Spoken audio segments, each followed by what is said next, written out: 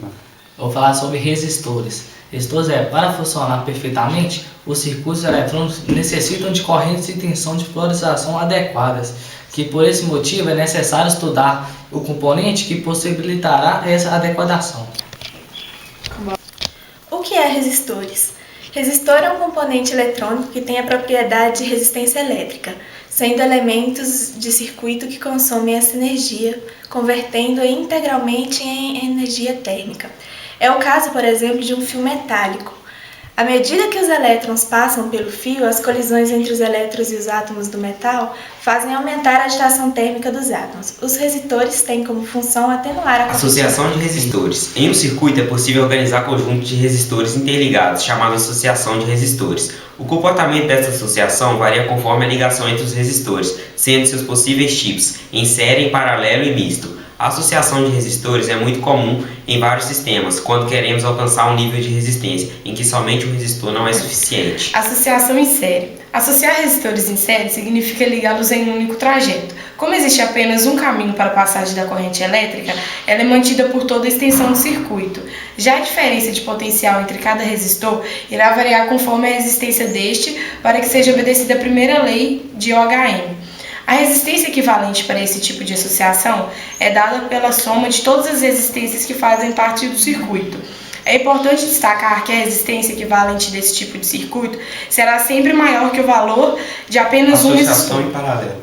Nesse tipo de associação, os resistores são ligados um do lado do outro, de forma que todos os resistores ficam submetidos à mesma diferença de potencial. A corrente elétrica total que circula por esse tipo de circuito é igual à soma da corrente elétrica que atravessa cada um dos resistores. O valor da resistência equivalente desse tipo de circuito elétrico é sempre o mesmo valor do que qualquer uma das resistências que compõem o circuito.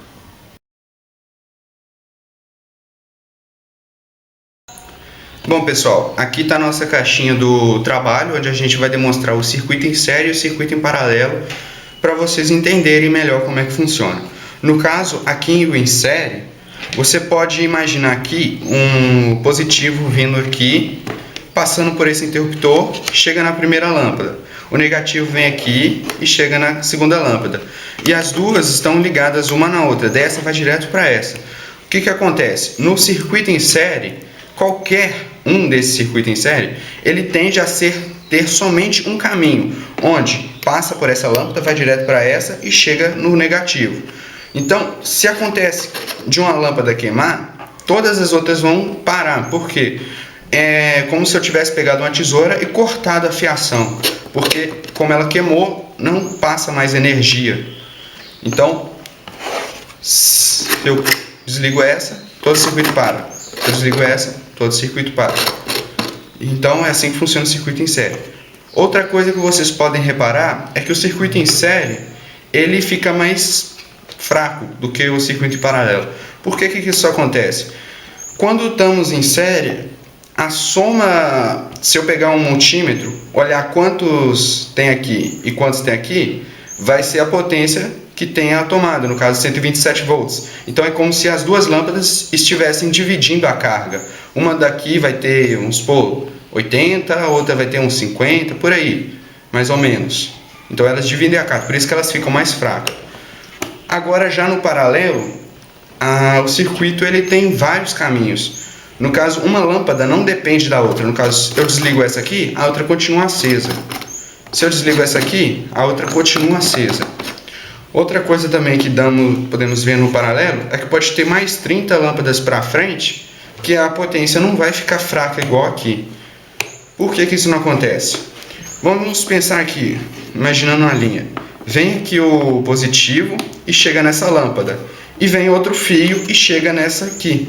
No negativo, vem um fio, vem para essa. E outro fio continua. Então, é por isso que uma não depende da outra. Porque se eu paro aqui, a fiação continua aqui. Se eu paro aqui, a fiação vem aqui. Então, é por isso que o paralelo ele não tem essa dependência de uma lâmpada da outra. É por isso que as cargas, vamos dizer assim, não se dividem.